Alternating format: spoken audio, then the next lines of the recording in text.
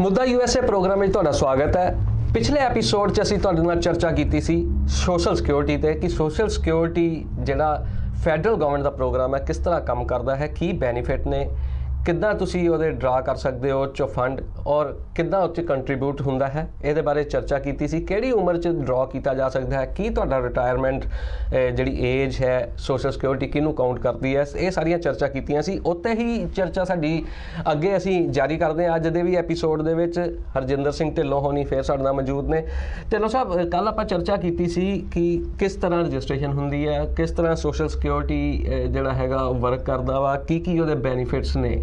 हाँ जी, उम्र की भी आप गल की सी कि ड्रॉ जिहड़ा वा 62 साल तो बाद आप कर सकते हैं। हाँ जी, लेकिन उहदियां कुछ शर्तां ने अगे। हाँ जी, ते 66 साल जिहड़ी आ वो रिटायरमेंट एज है, ते ਇਹਦੇ ਬਾਰੇ ਹੋਰ ਚਾਨਣਾ ਪਾਓ ਥੋੜਾ ਜਿਹਾ। ਹਾਂਜੀ, ਉਹ ਆਪਾਂ ਜਿਹੜੀ ਗੱਲਬਾਤ ਕੀਤੀ ਸੀ ਵੀ ਰਿਟਾਇਰਮੈਂਟ ਜੇ ਕੋਈ ਬੰਦਾ ਲੈਣੀ ਚਾਹੇ ਸੋ ਲੌਂਗ ਉਹਦੇ ਕੁਆਟਰ ਨੇ ਜਿਹੜੇ ਉਹ ਪੂਰੇ ਹੋਏ ਹੋਣ 40 ਕੁਆਟਰ ਤਾਂ ਉਹ ਲੈ ਸਕਦਾ ਤੇ 62 ਸਾਲ ਦੀ ਉਮਰ ਤੇ ਵੀ ਲੈ ਸਕਦਾ ਹੈ। 66 ਸਾਲ ਦੀ ਉਮਰ ਤੇ ਉਹ ਲੋਕਾਂ ਦੀ ਗੱਲ ਸੀਗੀ ਫੁੱਲ ਰਿਟਾਇਰਮੈਂਟ ਏਜ ਜਿਹਨਾਂ ਦੀ ਏਜ ਜਿਹੜੇ ਕਿ 1954 ਤੱਕ ਪੈਦਾ ਹੋਏ ਨੇ। ਉਸ ਤੋਂ ਬਾਅਦ ਗਾਹਾਂ ਉਮਰ ਵੱਧਦੀ ਰਹਿੰਦੀ ਹੈ। ਤੇ ਇੱਕ ਹੋਰ ਗੱਲ ਕਿ ਕਈ ਵਾਰ ਬੰਦੇ ਜਿਵੇਂ 66 ਸਾਲ ਦੀ ਜਿਹੜੀ ਉਮਰ ਹੈ ਰਿਟਾਇਰਮੈਂਟ ਦੀ, ਪਰ ਉਹ ਕਹਿੰਦਾ ਮੈਂ ਤਾਂ ਲੈਣੀ ਨਹੀਂ ਰਿਟਾਇਰਮੈਂਟ, ਤਾਂ ਤੁਸੀਂ ਇਹਨੂੰ ਕਿੱਥੋਂ ਤੱਕ ਡਿਲੇ ਕਰ ਸਕਦੇ ਹੋ। ਹਾਂਜੀ, ਇਹ ਜਿਹੜਾ ਡਿਲੇ ਹੋ ਸਕਦਾ ਹੈ 70 ਸਾਲ ਦੀ ਉਮਰ ਤੱਕ। ਪਰ ਉਹ ਡਿਲੇ ਕਰਨ ਦਾ ਫਾਇਦਾ ਕੀ ਹੈ? ਤਾਂ ਸਰਕਾਰ ਨੇ ਇੱਕ ਬਹੁਤ ਵੱਡਾ ਫਾਇਦਾ ਦਿੱਤਾ ਹੈ ਵੀ ਜਿੰਨਾ ਤੁਸੀਂ ਡਿਲੇ ਕਰੀ ਜਾਓਗੇ ਤਾਂ 8% ਪੈਸੇ ਤੁਹਾਡੇ ਵੱਧਦੇ ਰਹਿਣਗੇ ਪਰ ਈਅਰ। ਹੁਣ ਜੇ ਇੱਕ ਬੰਦੇ ਦੀ ਉਮਰ 66 ਸਾਲ ਹੈ ਤੇ ਉਹ 70 ਸਾਲ ਤੇ ਜਾਂਦਾ ਹੈ, ਇਹਦਾ ਮਤਲਬ ਉਹਨੇ 4 ਸਾਲ ਡਿਲੇ ਕੀਤੀ ਹੈ। ਇਹਦਾ ਮਤਲਬ ਉਹਦੀ ਨਾਰਮਲ ਜਿਹੜੀ ਰਿਟਾਇਰਮੈਂਟ ਜੇ ਉਹਨੂੰ ਬੈਨੀਫਿਟ $1000 ਮਿਲਣਾ ਸੀ ਤਾਂ 8% ਐਡ ਹੋ ਕੇ 32% ਵੱਧ ਗਿਆ। ਇਹਦਾ ਮਤਲਬ ਹੁਣ ਉਹ $1320 ਉਹਨੂੰ ਮਿਲਣਗੇ। ਤੇ ਹਾਂ, ਇਸ ਕਰਕੇ ਉਹ ਹੁਣ ਬੰਦਾ ਅਗਲਾ ਕਹਿੰਦਾ ਵੀ ਕਿਹੜਾ ਬੰਦਾ 70 ਸਾਲ ਤੇ ਕਿਉਂ ਕਰੇ। 70 ਸਾਲ ਤੇ ਸਿਰਫ ਉਹ ਬੰਦੇ ਕਰ ਸਕਦੇ ਨੇ ਜਿਨ੍ਹਾਂ ਦਾ ਹਿਸਟੋਰੀਕਲੀ, ਜਿਨ੍ਹਾਂ ਦੀ ਫੈਮਿਲੀ ਹਿਸਟਰੀ, ਉਹਨਾਂ ਦੀ ਆਪਣੀ ਹੈਲਥ ਦੇਖਣੀ ਹੈ ਵੀ ਕਿਹੋ ਜਿਹੀ ਹੈ ਕਿ ਅਸੀਂ ਬੈਨੀਫਿਟ ਜ਼ਿਆਦਾ ਚਿਰ ਤੱਕ ਅਵੇਲ ਕਰ ਸਕਦੇ ਹਾਂ। ਕਿਉਂਕਿ ਆਮ ਕੈਲਕੂਲੇਸ਼ਨ ਹੈ ਜਿਹੜੀ ਸੋਸ਼ਲ ਸਿਕਿਉਰਿਟੀ ਦੀ ਉਹ ਇਹ ਹੈ ਕਿ ਜਿਹੜੀ ਐਵਰੇਜ ਉਮਰ ਹੈ ਅਮਰੀਕਾ ਦੇ ਵਿੱਚ ਮਤਲਬ 82-83 ਸਾਲ ਦੇ ਕਰੀਬ ਹੈ। ਲੇਡੀਜ਼ ਦੀ ਥੋੜ੍ਹਾ ਫਰਕ ਹੈ, ਬੰਦਿਆਂ ਦੀ ਥੋੜ੍ਹਾ ਫਰਕ ਹੈ। ਤੇ ਉਦੋਂ ਤੱਕ ਯੂਜ਼ਲੀ ਇੰਨੀ ਉਮਰ ਤੱਕ ਬੰਦੇ ਦੀ ਜ਼ਿਆਦਾ ਨੇ ਜਿਹੜੇ ਉਹਨਾਂ ਦੀ ਮੌਤ ਹੋ ਜਾਂਦੀ ਹੈ। ਤੇ ਇਸ ਕਰਕੇ ਜਿਹੜਾ ਬੰਦਾ ਹੁਣ 70 ਸਾਲ ਦੀ ਉਮਰ ਤੇ ਜਿਹਨੇ ਸ਼ੁਰੂ ਕੀਤੇ 32% ਵੱਧ ਬੈਨੀਫਿਟ ਲੈ ਲਏ ਤੇ ਜੇ ਉਹ 100 ਸਾਲ ਦੀ ਉਮਰ ਤੱਕ ਪਹੁੰਚ ਗਿਆ ਤਾਂ ਤੁਸੀਂ ਦੇਖ ਲਓ ਵੀ ਘੱਟੋ ਘੱਟ ਉਹਨੂੰ 17 ਸਾਲਾਂ ਦਾ ਬੈਨੀਫਿਟ ਹੋ ਗਿਆ। ਅੱਛਾ, ਜੇ ਉਹ 72 ਸਾਲ ਤੇ ਚਲਿਆ ਗਿਆ ਤਾਂ ਉਹਨੇ ਆਪਦਾ ਜਿਹੜੇ 4 ਸਾਲ ਸੀ ਉਹ ਵੀ ਗਵਾ ਲਏ।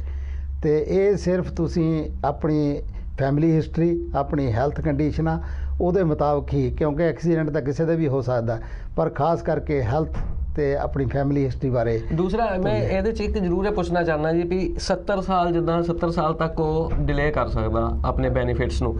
ਜੇ ਉਹ 70 ਸਾਲ ਬਾਅਦ ਵੀ ਨਹੀਂ ਲੈਂਦਾ, ਕੀ ਗਵਰਨਮੈਂਟ ਆਪਣੇ ਆਪ ਭੇਜਣਾ ਸ਼ੁਰੂ ਕਰ ਦਿੰਦੀ ਹੈ ਕਿ ਉਹਨੂੰ ਅਪਲਾਈ ਹੀ ਕਰਨਾ ਪੈਣਾ? ਨਹੀਂ, ਉਹਨੂੰ ਬੈਨੀਫਿਟ ਵਾਸਤੇ ਅਪਲਾਈ ਕਰਨਾ ਪੈਂਦਾ। ਹਰ ਇੱਕ ਬੈਨੀਫਿਟ ਵਾਸਤੇ ਐਪਲੀਕੇਸ਼ਨ ਭਰਨੀ ਪੈਂਦੀ ਹੈ, ਆਟੋਮੈਟਿਕ ਨਹੀਂ ਹੁੰਦਾ ਯੂਜ਼ਲੀ। ਤੇ ਇਸ ਕਰਕੇ ਜੇ ਨਹੀਂ ਲੈਂਦਾ ਤਾਂ ਉਹਨੇ ਤਾਂ ਆਪਦੇ ਪੈਸੇ ਗਵਾ ਲਏ ਕਰਨਾ ਕਿੱਥੇ। ਉਹਨੂੰ ਜੇ $1000 ਮਿਲਣਾ ਸੀ ਮਹੀਨੇ ਦਾ ਮਿਲਣਾ ਸੀ ਤੇ ਉਹਨੂੰ ਨਹੀਂ ਲਿਆ ਉਹਨੇ ਤੇ ਉਹ ਗਾਹਾਂ ਚਲਿਆ ਗਿਆ ਤੇ ਉਹਨੇ ਆਪਦੇ ਪੈਸੇ ਗਵਾ ਲਏ ਫਿਰ। ਅੱਛਾ, ਦੂਸਰਾ ਇਹ ਹੈ ਕਿ ਕਿਸ ਪਰਸੈਂਟੇਜ 'ਚ ਉਹ ਮਿਲਦੇ ਨੇ? ਸਪੋਜ਼ ਇੱਕ ਬੰਦੇ ਦੀ ਸੈਲਰੀ 5000 ਆ, ਉਹ 'ਚੋਂ 6.2% ਦੀ ਜਾਂ 12.4% ਦੀ ਟੋਟਲ ਉਹ ਕਰਦਾ। ਹਾਂਜੀ, ਹੁਣ ਤੁਸੀਂ ਕਿੱਦਾਂ ਬੈਨੀਫਿਟ ਮਿਲਦਾ, ਕਿੱਦਾਂ ਉਹਨੂੰ ਕੈਲਕੂਲੇਟ ਕਰਦੇ ਨੇ? ਇਹ ਬਹੁਤ ਵਧੀਆ ਸਵਾਲ ਪੁੱਛਿਆ। ਇਹ ਆਮ ਕਰਕੇ ਬਹੁਤ ਲੋਕਾਂ ਦੇ ਮਨਾਂ ਵਿੱਚ ਇਹੀ ਸਵਾਲ ਆਉਂਦਾ ਹੈ ਵੀ ਇਹ ਬੈਨੀਫਿਟ ਕਿਵੇਂ ਕੈਲਕੂਲੇਟ ਹੁੰਦੇ ਨੇ। ਤੇ ਇਹ ਮੈਂ ਤੁਹਾਨੂੰ ਬੜੀ ਵਿਸਥਾਰ ਦੇ ਨਾਲ ਇਹਦੀਆਂ ਕੈਲਕੂਲੇਸ਼ਨਾਂ ਦੱਸਦਾ ਵੀ ਇਹ ਕੈਲਕੂਲੇਟ ਹੁੰਦੇ ਕਿਵੇਂ ਨੇ। ਸਭ ਤੋਂ ਪਹਿਲਾਂ ਤਾਂ ਜਿਹੜਾ ਸੋਸ਼ਲ ਸਿਕਿਉਰਿਟੀ ਬੈਨੀਫਿਟ ਹੈ ਉਹ 35 ਸਾਲ ਦੀ ਤੁਹਾਡੀ ਸਰਵਿਸ ਦੇਖੀ ਜਾਂਦੀ ਹੈ, ਟੋਟਲ 35 ਸਾਲ। ਹੁਣ ਜੇ ਫਰਜ਼ ਕਰੋ ਕਈ ਬੰਦੇ ਕਹਿਣਗੇ ਮੈਂ ਤਾਂ ਜੀ 55 ਸਾਲ ਦੀ ਉਮਰ 'ਤੇ ਆਇਆ ਸੀ, ਮੈਂ ਤਾਂ 10 ਸਾਲ ਹੀ ਕੰਮ ਕੀਤਾ, ਤਾਂ ਉਹਨੇ 10 ਸਾਲ ਉਹ ਕੀਤਾ ਤੇ ਜਿਹੜੇ ਬਾਕੀ 25 ਸਾਲ ਹੈ ਸੋਸ਼ਲ ਸਿਕਿਉਰਿਟੀ ਨੇ ਉਹਦੀਆਂ ਜ਼ੀਰੋਆਂ ਲਾ ਦੇਣੀਆਂ। ਮਤਲਬ ਉਹਨੂੰ 35 ਕਾਊਂਟ ਕਰ ਲੈਣਾ। ਹਾਂਜੀ, ਉਹਨੇ 35 ਕਾਊਂਟ ਕਰ ਦੇਣਾ ਅਮਾਊਂਟ ਜ਼ੀਰੋ ਬਣਾ ਕੇ। ਜਦੋਂ 35 ਸਾਲ ਟੋਟਲ ਨੇ ਜਿਹੜੇ, ਤੇ ਇਹਦੀ ਤੁਸੀਂ ਲਾ ਲਓ ਵੀ ਮਹੀਨੇ ਇਹਦੇ ਹੋ ਗਏ 420 420 ਮੰਥਸ ਹਾਂ 420 ਮਹੀਨੇ ਹੋ ਗਏ ਇਹਦੇ ਤੇ ਉਹਨਾਂ ਨੇ ਤੁਹਾਡਾ 35 ਸਾਲ ਦੀ ਸਰਵਿਸ ਕਾਊਂਟ ਕਰਕੇ ਜਿੰਨਾ ਆਇਆ ਉਹਨੂੰ 420 ਨਾਲ ਡਿਵਾਈਡ ਕਰ ਲੈਣਾ ਹੈ ਵੀ ਕਿੰਨੇ ਪੈਸੇ ਇਹਦੀ ਐਵਰੇਜ ਕਿੰਨੀ ਆਈ। ਅੱਛਾ ਹੁਣ ਦੂਜਾ ਸਵਾਲ ਇਹ ਖੜਾ ਹੁੰਦਾ ਹੈ ਜਿਵੇਂ ਮੈਂ ਆ ਤੇ ਮੇਰੀ ਤਾਂ ਜਦੋਂ ਤੱਕ ਰਿਟਾਇਰਮੈਂਟ ਉਮਰ ਹੋਣੀ ਹੈ ਤੇ ਮੈਨੂੰ ਲੱਗਦਾ ਹੋ ਜਾਣਗੇ 45 ਸਾਲ ਕੰਮ ਕਰਦੇ ਦੇ ਤੇ ਜੇ ਮੇਰੇ 45 ਸਾਲ ਹੋ ਗਏ ਕੰਮ ਕਰਦੇ ਦੇ ਫਿਰ ਉਹਨਾਂ ਨੇ ਸੋਸ਼ਲ ਸਿਕਿਉਰਿਟੀ ਨੇ ਕੀ ਕਰਨਾ ਹੈ ਉਹਨਾਂ ਨੇ ਮੈਕਸਿਮਮ ਜਿੱਥੇ ਤੁਸੀਂ ਪੈਸੇ ਕਮਾਏ ਹੋਣੇ ਆ ਉਹਦੇ 35 ਸਾਲ ਚੱਕ ਲੈਣੇ ਆ, ਜਿਹੜੇ ਕਮਜ਼ੋਰ 10 ਸਾਲ ਨੇ ਉਹਨਾਂ ਨੂੰ ਛੱਡ ਦੇਣਾ ਹਾਂਜੀ ਹਾਂ। ਇਸ ਕਰਕੇ ਉਹਨਾਂ ਨੂੰ ਚੱਕ ਕੇ ਫਿਰ ਉਹਦਾ 420 ਤੇ ਵੰਡ ਕੇ ਉਹਨੂੰ ਜਿਹੜਾ ਬਾਕੀ ਤੁਹਾਡੀ ਮੰਥਲੀ ਐਵਰੇਜ ਆ ਗਈ ਉਹ ਦੇਖਣੀ ਹੈ। ਅੱਛਾ ਹੁਣ ਮੰਥਲੀ ਐਵਰੇਜ ਤੋਂ ਬਾਅਦ ਕੀ ਹੁੰਦਾ ਹੈ ਉਹਦੀਆਂ ਕੈਲਕੂਲੇਸ਼ਨਾਂ ਨੇ, ਜੇ ਤੁਸੀਂ ਸੁਣ ਰਹੇ ਹੋ ਤੁਸੀਂ ਲਿਖ ਵੀ ਸਕਦੇ ਹੋ ਕਿਉਂਕਿ ਇਹ ਬਹੁਤ ਮੁਸ਼ਕਲ ਇਹ ਮਤਲਬ ਇਹ ਜਿਹੜਾ ਸਵਾਲ ਹੈ ਤੁਹਾਨੂੰ ਬਹੁਤ ਘੱਟ ਇਹਦਾ ਜਵਾਬ ਮਿਲਣਾ ਹੈ ਕਿਸੇ ਤੋਂ। ਤੇ ਉਹਦੇ 'ਚ ਕੀ ਹੁੰਦਾ ਹੈ ਕਿ ਪਹਿਲੇ $896 ਜੇ ਫਰਜ਼ ਕਰੋ ਆਪਾਂ ਉਦਾਹਰਨ ਦੇ ਤੌਰ ਤੇ ਲਾ ਲਈਏ ਫਰਜ਼ ਕਰੋ $1000 ਦੀ ਤੁਹਾਡੀ ਐਵਰੇਜ ਆ ਗਈ ਤਾਂ ਜਿਹੜਾ ਪਹਿਲਾ $896 ਹੈ ਇਹਦਾ 90% ਉਹਨਾਂ ਨੇ ਇੱਕ ਪਾਰਟ ਬਣਾ ਦੇਣਾ ਉਹਦਾ। ਉਸ ਤੋਂ ਬਾਅਦ ਜਿਹੜੇ ਅਗਲੇ ਨੇ ਪੈਸੇ ਨੇ 896 ਤੋਂ ਲੈ ਕੇ 897 ਤੋਂ ਲੈ ਕੇ 5399 ਤੱਕ ਜਿਹੜੇ ਉਹ ਗੈਪ ਹੈ ਉਹਦਾ ਉਹਨਾਂ ਨੇ 32% ਕਾਊਂਟ ਕਰਨਾ ਹੈ 32%। ਇਹ ਇੱਕ ਪਾਰਟ ਦੂਜਾ ਬਣ ਗਿਆ ਪਲੱਸ ਹੋ ਗਿਆ ਉਹ। ਉਸ ਤੋਂ ਬਾਅਦ 5399 ਤੋਂ ਲੈ ਕੇ ਔਨਵਰਡਸ ਹੈ ਜਿੰਨੇ ਮਰਜ਼ੀ ਹੋਣ 5400 ਤੋਂ ਐਕਚੁਅਲੀ 5400 ਤੋਂ ਔਨਵਰਡ ਹੈ ਜਿਹੜਾ ਉਹਦਾ 15% ਕਾਊਂਟ ਕਰਨਾ ਹੈ। ਇਹ ਪਲੱਸ ਤੀਜਾ ਪਾਰਟ ਹੋ ਗਿਆ। ਇਹ ਤਿੰਨੇ ਪਾਰਟਾਂ ਨੂੰ ਐਡ ਕਰ ਲੈਣਾ ਆਪਾਂ। ਜਦੋਂ ਐਡ ਕਰ ਲਿਆ ਇਹ ਤੁਹਾਡੀ ਸੋਸ਼ਲ ਸਿਕਿਉਰਿਟੀ ਪੈਨਸ਼ਨ ਬਣ ਗਈ। ਹੁਣ ਜਿਹੜੇ ਬਹੁਤ ਹਾਈ ਇਨਕਮ ਗਰੁੱਪ 'ਚ ਨੇ ਲੋਕ ਜਿਨ੍ਹਾਂ ਨੇ ਹਮੇਸ਼ਾ ਹੀ ਮੈਕਸਿਮਮ ਸੋਸ਼ਲ ਸਿਕਿਉਰਿਟੀ ਟੈਕਸ ਦਿੱਤਾ ਹੋਇਆ ਉਹਨਾਂ ਤੇ ਇੱਕ ਉਹਨਾਂ ਨੇ ਹੋਰ ਕੰਡੀਸ਼ਨ ਲਾਤੀ ਕਿ ਇਹ ਤੁਹਾਡਾ ਫਰਜ਼ ਕਰੋ ਇਹ ਬਣ ਗਿਆ $4000 ਪਰ ਉਹ ਕਹਿੰਦੇ ਵੀ ਮੈਕਸਿਮਮ ਹੈ ਜਿਹੜਾ ਅਸੀਂ 2018 ਦੇ ਵਿੱਚ ਜਿਹੜੀ ਅਮਾਊਂਟ ਹੈ $2788 ਹੈ ਵੀ ਇੰਨਾ ਹੀ ਦੇਣਾ ਮੈਕਸਿਮਮ। ਇਸ ਤੋਂ ਬਾਅਦ ਕਾਊਂਟ ਨਹੀਂ ਕਰਨਾ ਤੇ ਕੱਟਣਾ ਹੈਗਾ। ਹਾਂ ਭਾਵੇਂ ਬਿਲ ਗੇਟ ਹੋਵੇ ਉਹ ਬੰਦਾ ਤੇ ਉਹਨੂੰ ਵੀ 8700 ਪਰ ਕੱਟਣਾ ਹੈਗਾ। ਕੱਟਿਆ ਤਾਂ ਉਹ ਜਾਂਦਾ ਹੀ ਹੈਗਾ ਨਾ ਪਹਿਲਾਂ ਤਾਂ ਹਾਂਜੀ ਲੇਕਿਨ ਕਾਊਂਟ ਇਹ ਕਰਨਗੇ ਹਾਂਜੀ ਕਾਊਂਟ ਇਹ ਸਾਰਾ ਕਰਕੇ ਜਿਹੜਾ ਮੈਕਸਿਮਮ ਬੈਨੀਫਿਟ ਹੈ ਤੁਹਾਡਾ $2788 ਤੁਹਾਨੂੰ ਦੇਣੇ ਨੇ ਪਰ ਮੰਥ। ਇਹ ਹੈਗਾ 2018 'ਚ ਜਿਹੜੇ ਲੋਕਾਂ ਨੇ ਅਪਲਾਈ ਕੀਤਾ। ਜੇ ਹੁਣ 2019 ਦੀ ਗੱਲ ਕਰੀਏ ਉਹਦੇ ਵਿੱਚ ਥੋੜ੍ਹੀ ਜਿਹੀ ਚੇਂਜ ਆਈ ਹੈ। ਉਹਦੇ 'ਚ 2788 ਦੀ ਬਜਾਏ 2861 ਅਮਾਊਂਟ ਬਣਾਤੀ।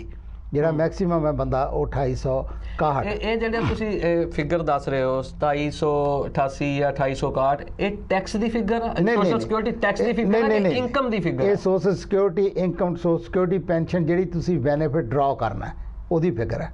ਨਹੀਂ ਮਤਲਬ ਆਪਾਂ ਇੱਕ ਗੱਲ ਕਰਦੇ ਸੀ ਵੀ ਸਪੋਜ਼ $1000 ਕੱਟਿਆ ਗਿਆ ਹਾਂਜੀ ਆਪਾਂ ਉਹਨੂੰ ਸੋਸ਼ਲ ਸਿਕਿਉਰਿਟੀ ਟੈਕਸ ਨਹੀਂ ਕੱਟਿਆ ਨਹੀਂ ਉਹਦੀ ਐਵਰੇਜ ਕੱਢੀ ਸੀ ਨਾ ਆਪਾਂ 420 ਮਹੀਨਿਆਂ ਦੀ ਐਵਰੇਜ ਆਮਦਨ ਕੱਢੀ ਸੀ। ਆਮਦਨ ਦੀ ਗੱਲ ਕਰਦੇ ਆਮਦਨ ਕੱਢ ਕੇ ਆਪਾਂ ਉਸ ਤੋਂ ਬਾਅਦ ਆਪਾਂ ਕੈਲਕੂਲੇਸ਼ਨਾਂ ਕਰੀਆਂ ਹੈ ਵੀ ਅਸੀਂ ਇਹਨੂੰ ਹੁਣ ਸਾਨੂੰ ਮਿਲੂ ਕਿੰਨੇ ਪੈਸੇ ਸਾਨੂੰ ਪੈਨਸ਼ਨ ਦੇ ਰੂਪ 'ਚ ਕਿੰਨੇ ਮਿਲਿਆ ਕਰਨਗੇ। ਉਹ ਆਮਦਨੀ ਉਹਦੇ ਕੈਲਕੂਲੇਸ਼ਨ ਕਰਨ ਦੀਆਂ ਤਰੀਕਾਂ ਮਤਲਬ ਤਰੀਕਾ ਹੈ ਕਿ ਪਹਿਲੇ $896 ਤੇ ਤੁਹਾਡੇ 90%, ਉਸ ਤੋਂ ਬਾਅਦ 897 ਤੋਂ 5399 ਤੱਕ 32%, 5300 ਤੋਂ ਲੈ ਕੇ ਔਨਵਰਡਸ 15%। ਇਹ ਤਿੰਨ ਡਿਫਰੈਂਟ ਪਾਰਟਾਂ ਨੂੰ ਐਡ ਕਰ ਲਓ। ਨਹੀਂ ਇਹ ਮੈਂ ਫਿਰ ਇੱਕ ਵਾਰ ਇਹ ਫਿਰ ਕਲੀਅਰ ਕਰਨਾ ਚਾਹੁੰਦਾ ਜੀ ਇੱਥੇ ਥੋੜਾ ਜਿਹਾ ਕਿ ਜਿਹੜੇ ਤੁਸੀਂ ਆਹ ਫਿਗਰ ਦੱਸਦੇ ਪਏ 896 ਤੋਂ ਲੈ ਕੇ 5400 ਔਨਵਰਡ ਵਾਲੀ ਇਹ ਇਨਕਮ ਦੀ ਫਿਗਰ ਹੈ? ਇਨਕਮ ਦੀ ਫਿਗਰ ਜਿਹੜੀ ਆਪਾਂ ਜਾਂ ਸੋਸ਼ਲ ਸਿਕਿਉਰਿਟੀ ਟੈਕਸ ਜਿਹੜਾ ਕੱਟਿਆ ਜਾਂਦਾ ਉਹਦੀ ਫਿਗਰ? ਨਹੀਂ ਇਹ ਇਨਕਮ ਜਿਹੜੀ ਆਪਾਂ 420 ਮਹੀਨੇ ਦੀ ਐਵਰੇਜ ਕੱਢੀ ਸੀ ਪਰ ਮੰਥ ਇਨਕਮ ਦੀ ਫਿਗਰ? ਹਾਂਜੀ ਅੱਛਾ ਜੀ ਠੀਕ ਹਾਂਜੀ ਉਹਦੀ ਫਿਗਰ ਹੈ ਇਹ। ਉਹਦੇ ਵਿੱਚੋਂ ਹੀ ਕੈਲਕੂਲੇਸ਼ਨਾਂ ਹੋਣੀਆਂ ਵੀ ਆਪਾਂ ਕਿਵੇਂ ਇਹ ਕੈਲਕੂਲੇਸ਼ਨਾਂ ਕਰਨੀਆਂ ਪੈਂਦੀਆਂ। ਤੇ ਉਸ ਤੋਂ ਬਾਅਦ ਇੱਕ ਬਹੁਤ ਵੱਡਾ ਸਵਾਲ ਇਹ ਹੁੰਦਾ ਆਮ ਕਰਕੇ ਲੇਡੀਜ਼ ਆਮ ਪੁੱਛਦੀਆਂ ਨਾ ਵੀ ਅਸੀਂ ਤਾਂ ਘਰੇ ਰਹਿਣੀਆਂ ਤੇ ਅਸੀਂ ਤਾਂ ਕਿਤੇ ਕੰਮ ਨਹੀਂ ਕੀਤਾ ਸਾਡੇ ਤਾਂ ਕੋਈ ਕੁਆਟਰ ਨਹੀਂ ਹੈਗੇ। ਤੇ ਪਰ ਜਿਹੜੀ ਸਰਕਾਰ ਨੇ ਇੱਥੇ ਕੀ ਕਰਿਆ ਹੋਇਆ ਕਿ ਉਹਨਾਂ ਨੇ ਵੀ ਬੈਨੀਫਿਟ ਦਿੱਤਾ। ਉਹ ਕਹਿੰਦੇ ਜੇ ਘਰੇ ਰਹਿੰਦੇ ਹੈ ਤਾਂ ਉਹ ਵੀ ਇੱਕ ਕਿਸਮ ਦਾ ਕੰਮ ਹੈ ਤੇ ਜਿੰਨਾ ਉਹਨਾਂ ਦਾ ਸਪਾਊਸ ਹੈ ਇਹਦੇ 'ਚ ਹੋ ਸਕਦਾ ਕਈ ਵਾਰੀ ਬੰਦਾ ਵੀ ਘਰੇ ਰਹਿੰਦਾ ਹੋਵੇ ਇਸ ਕਰਕੇ ਮੈਂ ਸਪਾਊਸ ਵਰਡ ਯੂਜ਼ ਕਰ ਰਿਹਾ। ਜਿਹੜਾ ਸਪਾਊਸ ਹੈ ਉਹਨੂੰ 50% ਜਿੰਨੇ ਪੈਸੇ ਫਰਜ਼ ਕਰੋ ਮੈਨੂੰ $2000 ਮਿਲਦਾ ਮਹੀਨੇ ਦਾ ਤਾਂ ਮੇਰੀ ਵਾਈਫ ਨੂੰ ਮਿਨੀਮਮ $1000 ਮਿਲਣਾ ਹੀ ਮਿਲਣਾ ਹੈ ਜੇ ਉਹਨੇ ਕੁਝ ਨਹੀਂ ਕੀਤਾ। ਜੇ ਉਹਨੇ ਆਪ ਕੰਮ ਕੀਤਾ ਤੇ ਫਿਰ ਉਸ ਹਿਸਾਬ ਨਾਲ ਕੈਲਕੂਲੇਸ਼ਨ ਜੇ ਉਹਦਾ ਫਰਜ਼ ਕਰੋ 1200 ਬਣ ਗਿਆ ਤਾਂ ਉਹਨੂੰ 1200 ਮਿਲ ਲੱਗ ਜਾਣਾ। ਜੇ ਉਹਨੇ ਆਪ ਕੰਮ ਕੀਤਾ ਉਹਦੇ ਬੇਸ ਤੇ ਉਹਨੂੰ 800 ਮਿਲਿਆ ਤੇ ਮੇਰੇ ਬੇਸ ਤੇ 1000 ਬਣਦਾ ਤਾਂ 800 ਉਹ ਮਿਲ ਜਾਣਾ, 200 ਮੇਰਾ ਹੋਰ ਐਡ ਹੋ ਜਾਣਾ ਤੇ ਟੋਟਲ 1000 ਕਰ ਦੇਣਾ ਸਰਕਾਰ ਨੇ।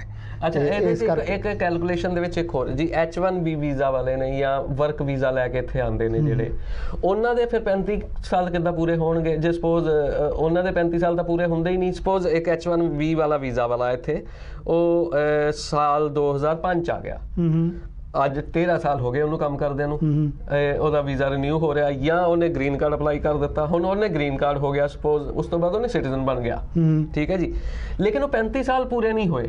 ਨਹੀਂ ਉਹਦਾ 35 ਸਾਲ ਉਹਦੇ ਪਿਛਲੇ ਨੂੰ ਜ਼ੀਰੋ ਫਿਰ ਕਾਊਂਟ ਕਰਨਗੇ ਉਹ ਤਾਂ ਜਿਹੜੇ 35, ਲੇਕਿਨ ਉਹ ਇੱਥੇ ਹੈ ਹੀ ਨਹੀਂ ਸੀ ਇਸ ਕੰਟਰੀ ਦੇ ਵਿੱਚ। ਜਿਹੜੇ 35 ਸਾਲ ਨੇ ਕੰਮ ਦੇ, ਉਹਦੇ ਚ ਇਹ ਵੀ ਘੱਟ ਤੋਂ ਘੱਟ 10 ਸਾਲ ਪੂਰੇ ਹੋਏ ਹੋਣ ਤੇ 40 ਕੁਆਟਰ ਹੋਏ ਹੋਣ ਘੱਟ ਤੋਂ ਘੱਟ ਤੁਹਾਨੂੰ ਐਲੀਜੀਬਲ ਹੋਣ ਵਾਸਤੇ, ਤੇ ਉਹ ਕਾਊਂਟ ਹੋ ਜਾਣਗੇ। ਜਿਹੜੇ ਬਾਕੀ ਨਹੀਂ ਪੂਰੇ ਹੋਏ ਉਹਨਾਂ ਨੂੰ 0 ਲੱਗ ਜਾਣਗੀਆਂ, ਚਾਹੇ ਉਹ ਇੱਥੇ ਹੈ ਜਾਂ ਨਹੀਂ। ਉਹਦੀ ਐਵਰੇਜ ਘਟ ਜੂਗੀ ਕਿ ਨਾ ਫਿਰ। ਹਾਂ, ਐਵਰੇਜ ਘਟ ਜੂਗੀ। ਹਾਂਜੀ, ਉਹਦੀ ਇਨਕਮ ਦੀ ਐਵਰੇਜ ਘਟ ਜੂਗੀ, ਜਿਹੜੀ ਮੰਥਲੀ ਇਨਕਮ ਹੈ, ਮੰਥਲੀ ਇਨਕਮ ਦੀ ਐਵਰੇਜ ਘਟ ਜੂਗੀ। ਹਾਂਜੀ, ਉਹਦੇ ਹਿਸਾਬ ਨਾਲ ਫਿਰ ਉਹ ਕੈਲਕੂਲੇਸ਼ਨ ਹੋਊਗੀ। ਹੁਣ ਆਮ ਕਰਕੇ ਕਿੰਨੇ ਲੋਕ ਨੇ ਜਿਹੜੇ ਲੇਟ ਉਮਰ 'ਚ ਆਏ ਨੇ, 55 ਸਾਲ 56 ਸਾਲ 'ਚ ਫਾਰਮ ਵਰਕਰ ਨੇ, ਥੋੜੀ ਤਨਖਾਹ ਤੇ ਕੰਮ ਕੀਤੀ ਹੈ, ਤੇ ਜਦੋਂ ਵੀ ਉਹਨਾਂ ਦੇ 40 ਕੁਆਟਰ ਪੂਰੇ ਹੁੰਦੇ ਨੇ ਉਹ ਪੈਨਸ਼ਨ ਡਰਾ ਕਰਨੀ ਸ਼ੁਰੂ ਕਰ ਦਿੰਦੇ ਨੇ। ਬਾਹਲੀ ਨਹੀਂ ਬਣਦੀ ਉਹਨਾਂ ਦੀ 250 ਸਵਾ 200 300 ਇੱਥੇ ਤੱਕ ਹੀ ਰਹਿੰਦੀ ਹੈ, ਤੇ ਕਿਉਂਕਿ ਉਹਨਾਂ ਦੀ ਐਵਰੇਜ ਸਾਰੀ 35 ਸਾਲਾਂ ਦੀ ਜਦੋਂ ਬਣਦੀ ਹੈ ਤਾਂ ਬਹੁਤ ਘਟ ਜਾਂਦੀ ਹੈ ਉਹ। ਹਾਂਜੀ।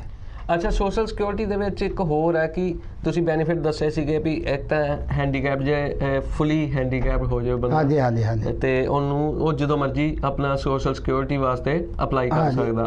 ਹੋਰ ਬੈਨੀਫਿਟਸ ਕਿਸ ਤਰ੍ਹਾਂ ਦੇ ਹੈਗੇ ਆ? ਹੋਰ ਦੂਜਾ ਬੈਨੀਫਿਟ ਇਹ ਹੁੰਦਾ ਸੋਸ਼ਲ ਸਿਕਿਉਰਿਟੀ ਦਾ ਵੀ ਜੇ ਕਿਸੇ ਦੀ ਮੌਤ ਹੋ ਗਈ, ਉਹ ਮੈਂ ਤੁਹਾਨੂੰ ਦੱਸਿਆ ਸੀ ਪਹਿਲਾਂ ਵੀ ਜੇ ਮੌਤ ਹੋ ਗਈ ਤਾਂ ਜੇ ਉਹਦੇ ਬੱਚੇ ਨੇ ਜਿਹੜੇ ਕਿ 18 ਸਾਲ ਤੋਂ ਘੱਟ ਨੇ ਉਮਰ, ਜਿਨ੍ਹਾਂ ਦੀ ਉਮਰ ਘੱਟ ਹੈ, ਤੇ ਉਹਨਾਂ ਨੂੰ ਵੀ ਇਹ ਬੈਨੀਫਿਟ ਮਿਲਦੇ ਨੇ। ਉਹਨਾਂ ਨੂੰ ਹਰ ਇੱਕ ਬੱਚੇ ਨੂੰ ਬੈਨੀਫਿਟ ਮਿਲਦਾ, ਤੇ ਜੇ ਮਤਲਬ ਉਹਦਾ ਸਪਾਊਸ ਜਾਂ ਕੋਈ ਜਿਹੜਾ ਉਹਨਾਂ ਦੀ ਦੇਖਭਾਲ ਕਰਨ ਵਾਲਾ ਹੈ ਉਹਨੂੰ ਵੀ ਬੈਨੀਫਿਟ ਮਿਲਦਾ।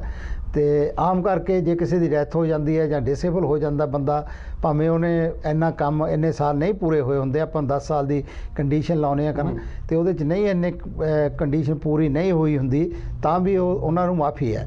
ਪਰ ਉਹ ਦੇਖਦੇ ਨੇ ਕਿ ਇਹ ਜਿਹੜੇ ਬੰਦੇ ਨੇ ਕੰਮ ਕੀਤਾ ਹੈ ਇਹਦੀ ਐਵਰੇਜ ਗਾਹਾਂ ਇਹਨੇ ਹੋਰ ਕੰਮ ਕਰਨਾ ਸੀ, ਤੋ ਇਸ ਕਰਕੇ ਉਹਦੀਆਂ ਜਿਹੜੀਆਂ ਕੈਲਕੂਲੇਸ਼ਨਾਂ ਨੇ ਉਹਨਾਂ ਉਸ ਤਰੀਕੇ ਮੁਤਾਬਕ ਉਹਦੀਆਂ ਕੀਤੀਆਂ ਜਾਂਦੀਆਂ ਨੇ। ਇਹ ਜਿਹੜਾ ਸੋਸ਼ਲ ਸਿਕਿਉਰਿਟੀ ਐਕਚੁਅਲੀ ਆਪਾਂ ਗੱਲਬਾਤ ਕਰਦੇ ਹਾਂ ਹੁਣ, ਇਹ ਨਟ ਸ਼ੈਲ ਦੇ ਵਿੱਚ ਹੈ ਇਹ, ਤੇ ਪਰ ਸੋਸ਼ਲ ਸਿਕਿਉਰਿਟੀ ਇੱਕ ਐਡਾ ਵੱਡਾ ਟੌਪਿਕ ਹੈ ਤੇ ਪਤਾ ਨਹੀਂ ਕਿੰਨੀਆਂ ਕੁ ਲਾਅ ਦੀਆਂ ਕਿਤਾਬਾਂ ਭਰੀਆਂ ਪਈਆਂ ਹੈ ਨਾ। ਪਰ ਆਮ ਕਰਕੇ ਜਿਹੜੇ ਲੋਕਾਂ ਦੇ ਜਨਰਲ ਲੋਕਾਂ ਦੇ ਸਵਾਲ ਹੁੰਦੇ ਨੇ, ਉਹਨਾਂ ਨੂੰ ਮੈਂ ਥੋੜ੍ਹੀ ਜਿੰਨਾ ਕੁ ਮੈਨੂੰ ਯਾਦ ਆਈ ਜਾਂਦਾ ਮਤਲਬ ਉਹਨੂੰ ਕਵਰ ਕਰਨ ਦੀ ਕੋਸ਼ਿਸ਼ ਕਰਦਾ। ਤੇ ਕਈ ਵਾਰੀ ਜਦੋਂ ਆਪਾਂ ਕੁਐਸਚਨ ਆਨਸਰ ਦੇ ਮਾਹੌਲ 'ਚ ਬੈਠੇ ਹੁੰਦੇ ਹਾਂ ਤੇ ਫਿਰ ਭਾਵੇਂ 5 ਘੰਟੇ ਹੀ ਪ੍ਰੋਗਰਾਮ ਚੱਲਦਾ ਰਹੇ ਤੇ ਐਂ ਸੌਖਾ ਹੋ ਜਾਂਦਾ।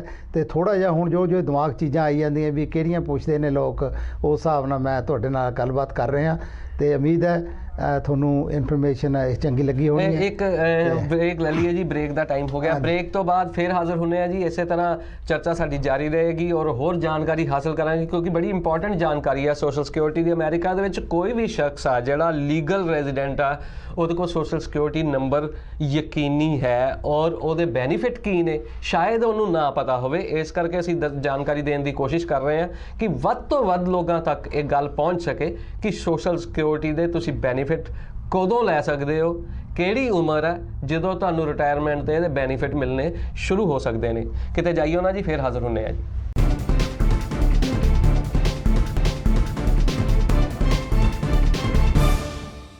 ਬ੍ਰੇਕ ਤੋਂ ਬਾਅਦ ਤੁਹਾਡਾ ਸਵਾਗਤ ਹੈ। ਸੋਸ਼ਲ ਸਿਕਿਉਰਿਟੀ ਮੁੱਦੇ ਤੇ ਗੱਲ ਚੱਲ ਰਹੀ ਸੀ, ਅਮਰੀਕਾ ਦੇ ਵਿੱਚ ਕਿਸ ਤਰ੍ਹਾਂ ਕੰਮ ਕਰਦਾ ਹੈ। ਕਾਫੀ ਜਾਣਕਾਰੀ ਵੀ ਸਾਨੂੰ ਦਿੱਤੀ ਹੈ ਹਰਜਿੰਦਰ ਸਿੰਘ ਢਿੱਲੋਂ ਹੋਣਾ ਨੇ। ਢਿੱਲੋਂ ਸਾਹਿਬ, ਇੱਕ ਸਭ ਤੋਂ ਵੱਡਾ ਸਵਾਲ ਲੋਕਾਂ ਦੇ ਦਿਮਾਗ 'ਚ ਇੱਕ ਆਉਂਦਾ ਹੈ ਕਿ ਜਦੋਂ ਇਨਕਮ ਟੈਕਸ ਦੀ ਰਿਟਰਨ ਫਾਈਲ ਕਰਦੇ ਹਾਂ ਆਪਾਂ, ਕੀ ਸਾਡਾ ਸੋਸ਼ਲ ਸਿਕਿਉਰਿਟੀ ਜਿਹੜਾ ਉਹ 'ਤੇ ਵੀ ਟੈਕਸ ਕੱਟਿਆ ਜਾਂਦਾ ਜਾਂ ਉਹਨੂੰ ਹਟਾ ਕੇ ਸਾਡਾ ਇਨਕਮ ਟੈਕਸ ਕੱਟਿਆ ਜਾਂਦਾ? ਹਾਂਜੀ, ਇਹ ਜਿਹੜਾ ਸੋਸ਼ਲ ਸਿਕਿਉਰਿਟੀ ਦੀ ਇਨਕਮ ਹੈ ਤੁਹਾਡੀ, ਜਿਹੜੀ ਕਿ ਤੁਹਾਨੂੰ ਪੈਨਸ਼ਨ ਮਿਲ ਰਹੀ ਹੈ ਸੋਸ਼ਲ ਸਿਕਿਉਰਿਟੀ ਦੀ, ਉਹਦੇ ਉੱਤੇ ਟੈਕਸ ਕੱਟਿਆ ਜਾਣਾ ਜਾਂ ਨਾ ਕੱਟਿਆ ਜਾਣਾ, ਇਹ ਇੱਕ ਚੀਜ਼ ਤੇ ਡਿਪੈਂਡ ਕਰਦਾ ਵੀ ਤੁਹਾਡੀ ਟੋਟਲ ਗ੍ਰੋਸ ਇਨਕਮ ਹੈ ਜਿਹੜੀ ਤੁਹਾਡੀ ਐਕਚੁਅਲੀ ਇਨਕਮ ਹੈ, ਟੈਕਸੇਬਲ ਇਨਕਮ ਹੈ ਜਿਹੜੀ, ਉਹ ਕਿੰਨੀ ਹੈ। ਹੁਣ ਉਹ ਲੋਕ ਜਿਨ੍ਹਾਂ ਦੀ ਇਨਕਮ ਘੱਟ ਹੈ, ਜਿਵੇਂ ਫਰਜ਼ ਕਰੋ ਕੋਈ ਸਿੰਗਲ ਬੰਦਾ ਹੈ ਤੇ ਉਹਦੀ 25,000 ਤੋਂ ਘੱਟ ਆਮਦਨ ਹੈ, ਤੇ ਜੇ ਉਹਦੀ 25,000 ਤੋਂ ਘੱਟ ਆਮਦਨ ਹੈ ਤਾਂ ਸੋਸ਼ਲ ਸਿਕਿਉਰਿਟੀ ਦੇ ਜਿੰਨੇ ਮਰਜ਼ੀ ਉਹਦੇ ਪੈਸੇ ਮਿਲਦੇ ਆ ਉਹਨੂੰ ਉਹਦੇ ਤੇ ਕੋਈ ਟੈਕਸ ਨਹੀਂ ਲੱਗਣਾ। ਜੇ ਵਿਆਹੇ ਬੰਦੇ ਹੋ ਤੁਸੀਂ, ਤੁਹਾਡਾ 34,000 ਦੇ ਲਵੇ ਹੈ, ਤੇ ਤਾਂ ਉਹਦੇ ਤੇ ਕੋਈ ਟੈਕਸ ਨਹੀਂ ਲੱਗਣਾ। ਤੇ ਇਹ ਫਿਰ ਜਿਹੜਾ ਘੱਟ ਟੈਕਸ ਹੈ 25 ਤੋਂ 34 ਤੱਕ ਸਿੰਗਲ ਵਾਸਤੇ, 34 ਤੋਂ 44 ਸਾਲ ਤੱਕ 44,000 ਤੱਕ ਇਹ ਮੈਰਿਡ ਬੰਦੇ ਵਾਸਤੇ। ਇਹ ਥੋੜਾ ਜਿਹਾ ਇਹਨੂੰ ਕਹਿੰਦੇ ਨੇ ਫੇਜ਼ ਆਊਟ ਪੀਰੀਅਡ, ਮਤਲਬ ਥੋੜਾ ਲੱਗਦਾ ਉਹਦੇ ਤੇ। ਪਰ ਜਦੋਂ ਇਸ ਤੋਂ ਵੱਧ ਇਨਕਮ ਵੱਧ ਜਾਂਦੀ ਹੈ ਤਾਂ ਉਹ ਇਨਕਮ ਹੈ ਜਿਹੜੀ ਉਹ ਟੈਕਸੇਬਲ ਹੁੰਦੀ ਹੈ। 100% ਟੈਕਸੇਬਲ ਨਹੀਂ, ਫਿਰ ਵੀ ਉਹਦੇ ਵਿੱਚੋਂ 15% ਦੀ ਮਾਫੀ ਹੈ।